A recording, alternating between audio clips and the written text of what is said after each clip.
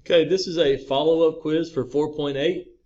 After you get done turning in your 4.8 conditionals make, you guys are going to take a really easy quiz. It's only 15 questions, and you have to watch this video in order to do it. Make sure that you open up the assignment and click on the Google form. The Google form has a code that you have to enter. The code is 1234. That should open the quiz for you.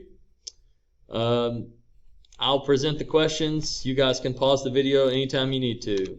So, number one is, which block creates a new variable and assigns it a value? Number two, which block creates a new variable but does not assign it a value? Number three, which block assigns a value to an existing variable? Number four, which block is most typically used inside of an on event? Number four. Number five, which block is an equality operator? And test to see if two things hold the same value.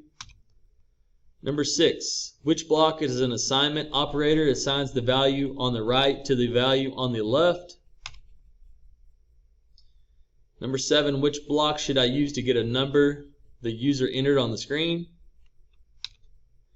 Number eight, which block should I use to get a string the user entered on the screen?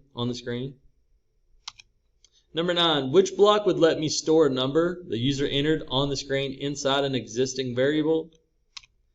10, which block will allow me to change the text displayed in an element on the user interface? Changing the text. Number 11, which of these would cause a logical error in my program or an error at all? Number 12, which of these concatenates two strings together?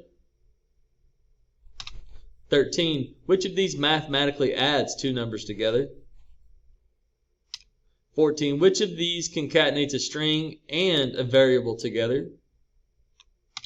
And number 15, do these accomplish the same thing? Yes or no? You guys can try different numbers and see if you get the same result. Once you guys finish this quiz, I want you guys to hit the submit button on your test. And then I want you to go to Google Classroom and hit the turn in button on the follow-up quiz.